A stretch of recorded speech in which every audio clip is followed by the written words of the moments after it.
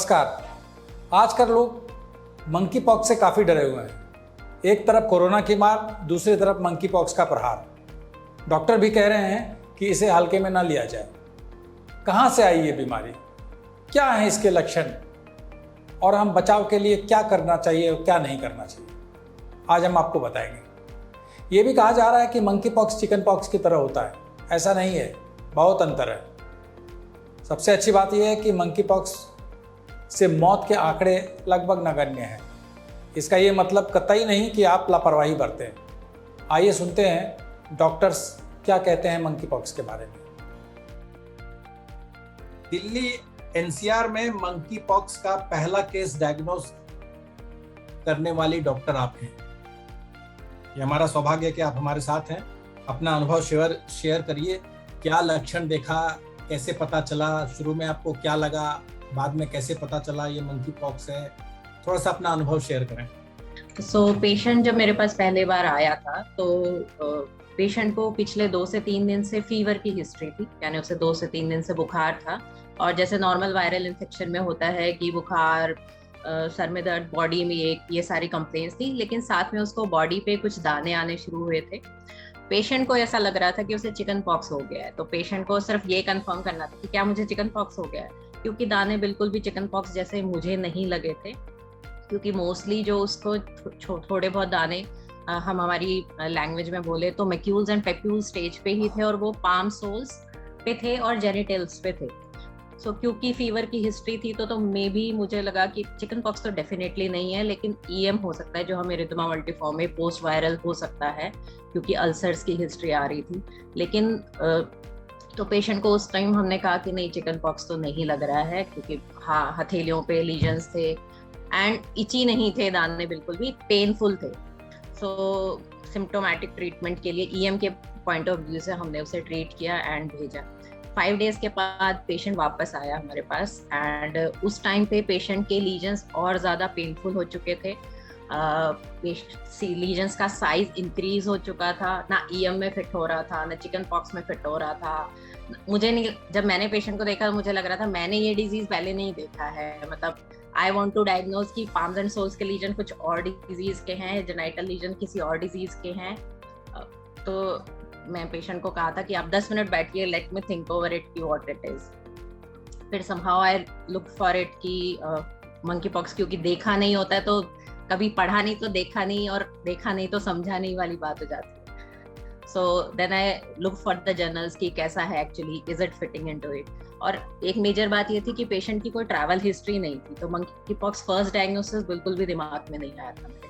लेकिन क्योंकि पेशेंट जब जिस टाइम सेकेंड टाइम मेरे पास आया था, उस टाइम पे पेन था काफी पेशेंट को, और लीजन्स पाम सोल्स पे इंक्रीज हो चुके थे। अब पेशेंट को मैक्यूल, पैक्यूल, पस्ट्यूल एंड अम्ब्लिकेटेड लीजन्स भी थे, जेनाइटल पे क्लस्टरिंग ऑफ लीजन्स थी।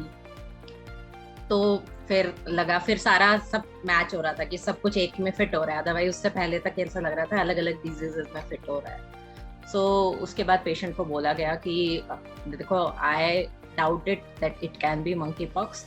पेशेंट पैनिक नहीं किया, पेशेंट को समझाया कि let me look for it कि कैसे सैम्पलिंग होगी, कहाँ भेजना है।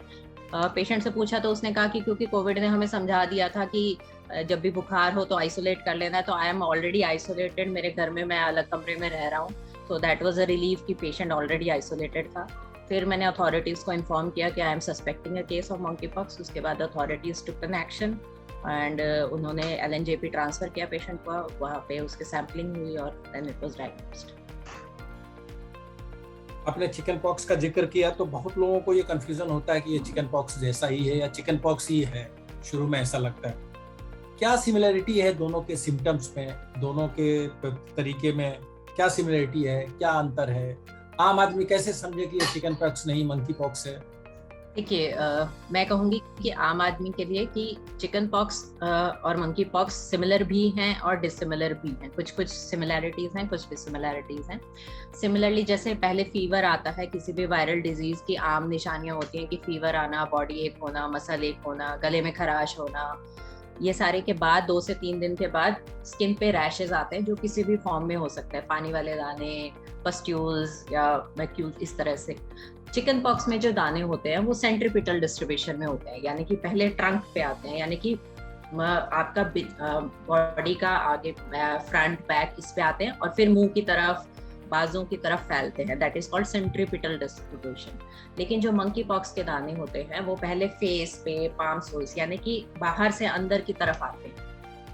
चिकन पॉक्स ज्यादातर 7 से 10 दिन में ठीक होने तक आ जाता है, यानी कि शॉर्ट पीरियड ऑफ टाइम होता है चिकन पॉक्स का जो। लेकिन मंकी पॉक्स लंबे समय तक रहता है। चिकन पॉक्स में दाने जो होते हैं वो मोस्टली इची होते हैं, यानी कि उसमें खुजली होने के चांसेस ज्यादा होते हैं, रादर की मंकी पॉक्स में ये दाने का साइज एक तो बड़ा है और दूसरा ये पेनफुल होते हैं। ठीक होने में थोड़ा सा ज्यादा समय लगता है, 2 से 3 हफ्तों में जाके पूरे दाने ठीक होते हैं। हमारे देश में इस समय कोविड-19 भी तेजी से फैल रहा है। क्या होगा अगर कोविड-19 और मंकी पॉक्स इन्फेक्शन साथ साथ हो? कोविड-19 और मंकी पॉक्स इन्फेक्शन का साथ साथ होने की संभावना काफी कम है, क्योंकि ये वायरस के एक नेचुरल कोर्स और रूटीन होता है कि एक समय पर एक ही वायरस रह सकता है, दूसरा वायरस नहीं आ पाता है। और अगर इन केस अगर नेचुरल थ्योरी से हटके ऐसा कोई केस आ भी गया तो उसमें मंकी पॉक्स क्योंकि इतना जानलेवा नहीं है, लेकिन कोविड-19 से हो सकता है कि इंसान की, जो व्यक्ति कोविड-19 इन्फेक्टेड हो गया है, उसकी इम्यूनिटी डाउन हो जाए। जैसा कि देखा गया है कि कोविड-19 के जितने भी स्टडीज और रिसर्च हुए हैं, कोविड-19 से टी सेल्स डिप्रेस हो जाते हैं, इम्यूनिटी काफी डाउन हो जाती है। तो ऐसे केस में हो सकता है कि मंकी पॉक्स के जो रैशेस हैं वो ज्यादा तेजी से फैले या उसमें एटिपिकल प्रेजेंटेशन हो। और साथ में क्योंकि कोविड-19 का तो हमारे लंग्स को, जो पेशेंट के लंग्स को इन्फेक्ट करेगा, उसमें सेकेंडरी मंकी पॉक्स अगर साथ में जुड़ जाता है तो सेकेंडरी इन्फेक्शंस होने के चांसेस बहुत ज्यादा बढ़ जाएंगे। तो हो सकता है कि ऐसे में मॉर्टेलिटी के चांसेस बढ़ जाएं, बट ये अभी तक ऐसा कोई केस ना पाया गया है और इसके होने की संभावना काफी कम है कि दोनों केसेस एक ही व्यक्ति में पाए जाएं। एक बात और कही जा रही है कि जिसे बचपन में स्मॉल पॉक्स हुआ है उसे चिकन पॉक्स नहीं हो सकता है। ये मिथ है या इसमें सच्चाई है?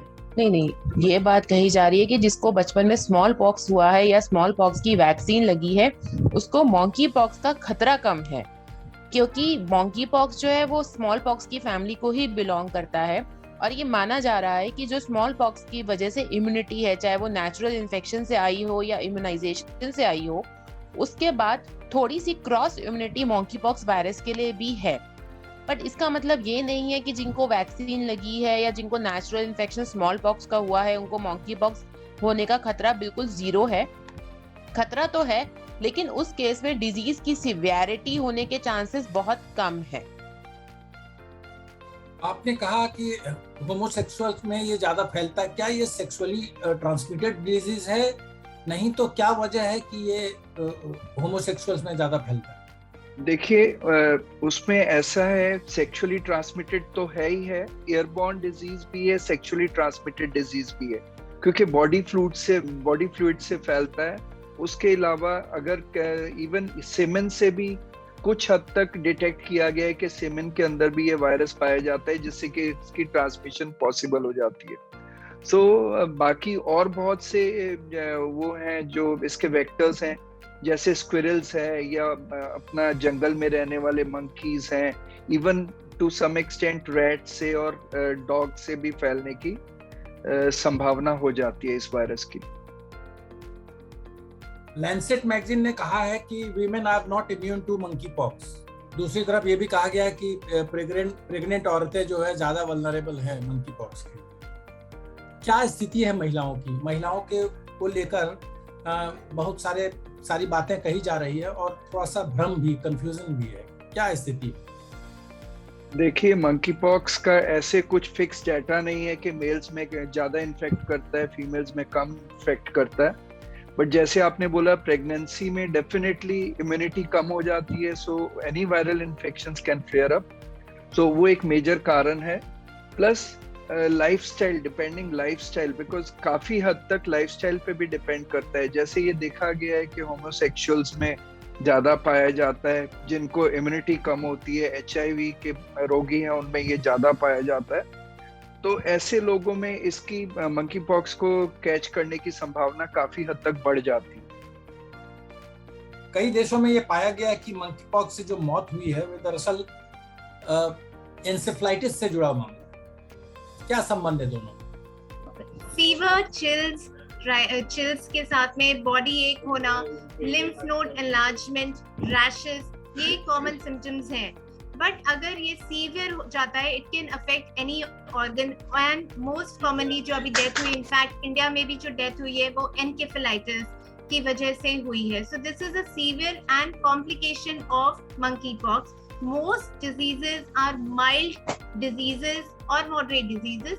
बहुत कम लोगों में ये सीवियर इलनेस हो सकता है, और जिन लोगों में होता है उन लोगों में बेसिकली ये रिस्क फैक्टर्स, जैसे कि अगर कोई इम्यूनो कॉम्प्रोमाइज पेशेंट्स है, बहुत एल्डरली पेशेंट्स है, प्रेग्नेंट वुमेन है, चिल्ड्रन बहुत जो है, इन लोगों में कॉम्प्लिकेशंस के चांसेस ज्यादा होते हैं। तो फिर इस ग्रुप ऑफ पेशेंट्स में हमें ज्यादा एहतियात बरतनी चाहिए। जैसे कि हमने कोविड-19 में भी देखा कि कुछ ग्रुप होते हैं जिसमें कि चांसेस इन्फेक्शन के सीवियर होने के ज्यादा होते हैं। तो इसी तरह से मंकी पॉक्स में भी there is a group of patients who are at a higher risk for severe disease. Otherwise most of the time it's a mild illness. And again थोड़ा सा डिफरेंस है कोविड-19 में, बिकॉज कोविड-19 usually, as we know, droplet या फिर sometimes there is also a airborne transmission, close gathering, जैसे कि डॉक्टर रामनजीत ने बोला। लेकिन monkey pox में usually it's by very close contact. Sexual transmission is possible, and a lot of cases have happened in men who like in MSM patients. So airborne transmission इतना common नहीं है, but अगर मान लीजिए patient hospital में admitted है और कोई एयरबोर्न एरोसॉल जनरेटिंग प्रोसीजर जैसे कि कोई ब्रोंकोस्कोपी या कुछ किया जा रहा है, तो उस समय एरोसॉल ज्यादा जनरेट हो सकते हैं, जिससे कि वो ट्रांसमिशन ज्यादा हो सकता है। अदरवाइज क्लोज कॉन्टैक्ट यूजुअली अगर आप 6 फीट के डिस्टेंस में है more than 3 hours, then chances of transmission becomes a little higher. इसके लिए मतलब ये बस ये एंड दूसरा एक और चीज है इसमें कि इन्फेक्शन जो है सिम्टोमेटिक पेशेंट से होता है, अनलाइक कोविड-19 जिसमें कि एसिम्टोमेटिक पेशेंट्स भी ट्रांसमिट कर सकते थे इन्फेक्शन, या फिर infection before the onset of symptoms transmit होता था। सो मंकी पॉक्स में यूजुअली ट्रांसमिशन को सिम्टम्स के ऑनसेट के बाद स्टार्ट होता है। तो फिर थोड़ा सा सबको अगर मान लीजिए फीवर आ रहा है, तो अगर एहतियात बरतेंगे, आइसोलेट रहेंगे, तो फिर इसके उतने ट्रांसमिशन के चांसेस नहीं होंगे जितना कि कोविड-19 में था। तो आपने सुन लिया डॉक्टरों ने क्या कहा मंकी पॉक्स के बारे में।